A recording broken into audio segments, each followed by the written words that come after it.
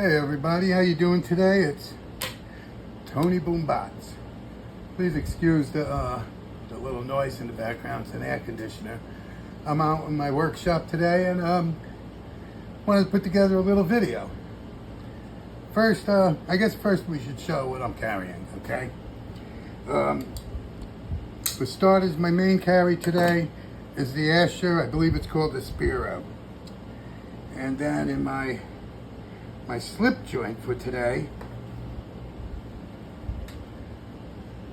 is a small Imperial Ireland. This was my wife's grandfather's, and it's like a mini trapper. It's missing its little badge right here, and I think the badge said Frontier. I think it was called the Frontier. I have that, and then in my back pocket, which I always have next to my wallet, is my Spartan Talus. I love that knife. Always have it every day. Carry it, you know. And I also have a little SD, fidget, flashlight, and my pen. That's what I'm carrying in my pocket today. So now let me clean this up. We'll get on to a couple little things here. Oh, first, while we're out in the shop, I wanted to show you guys and gals this cool little thing right here. It's awesome, isn't it? This was my grandfather's cleaver. He, I believe he worked in a Fulton Fish Market for a while in New York, and then he ended up in Mount Vernon before he retired. But this is Columbia Cutlery Company, New York, New York. And it's awesome. It's heavy as a bitch, I tell you, and it cuts. Got a little roll right here, but it's very cool. Anyway, I just wanted to show you guys that. Now the topic of discussion is old pellet guns.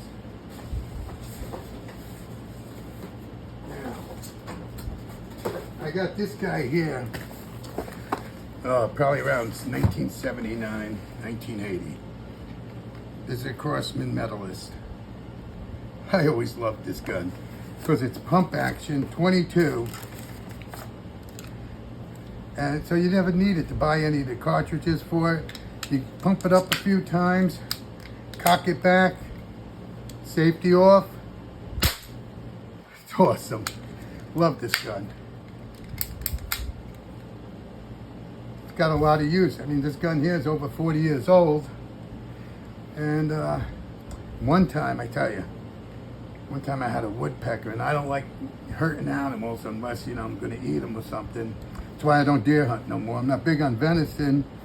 Nobody I know cares for it anymore. They passed on and stuff, so I don't hunt. But I had a woodpecker eating away at my house. Eating away. And I tried putting stuff up there to keep him away. He was going into the cedar. I tried everything. Finally, after a couple of weeks, I waited early in the morning, got my daughter's bedroom. Well, goodbye woodpecker. No more banging on the house. It was all good. Felt a little bad though.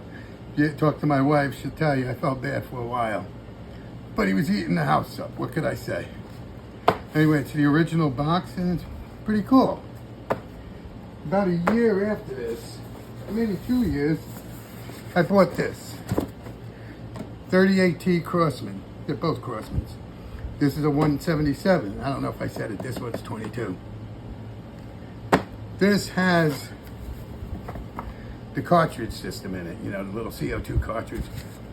Original manual and everything in here. But I bought that because it's a little more convenient. You don't have to keep pumping it up. It's in beautiful shape. Everything's good about it. It's not going to go boom because it's got no cartridge in it. But it's an awesome gun. Used to have a lot of fun with it, you can go outside in your backyard or something, styrofoam, fill it in, get a cardboard box, fill it up with some fat styrofoam, make a target, put a target on it, and you could have a little fun. It was always a blast, you didn't have to go far, right in your backyard. But before all these, we moved out of New York up into the Hudson Valley, and me and my brother both, we got one of these things each. This is made in Racine, Wisconsin. It's called the Sheridan. And it's pretty awesome, and it was very strong for the day. This is the original owner's manual on it. They had a silver streak, and this is the blue streak.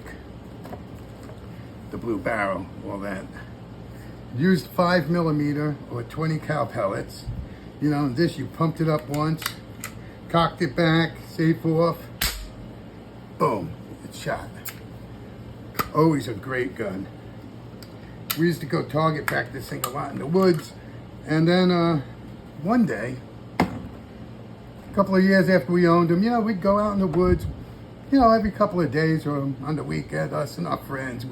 They had Crossmans, me and my brother had the Sheridans, target practice. But then this family moved in, across the street, from Michigan. They loved squirrel. We were in our glory. So now every week, every 2 weeks, we go out hunting squirrel.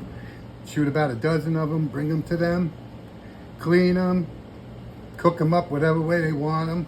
Sometimes they fry them, sometimes they make stew. And it was all good. You didn't feel bad because they were being eaten. They weren't being wasted. And it was fun. One day, you know, the one guy says, hey, why don't you come in and try them?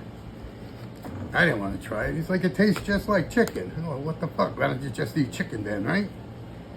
Anyway, I thought it was pretty cool. Just a little something I wanted to talk about. Because I've seen a few channels, you know, some people talking about their pellet guns. And I know the pellet guns of today are unbelievable. This thing costs like $45. Walnut stock, all wood. It's around 1970 we got it. Nowadays, I'm sure they're a few $100. I put a new, it was amazing. They still had parts for this. I put a new diaphragm and spring kit in it 2-3 years ago. Like $6-7 because it had a leak. Working like new again. Last time I used all these was last summer. Anyway, I really enjoyed this. Like talking to you guys.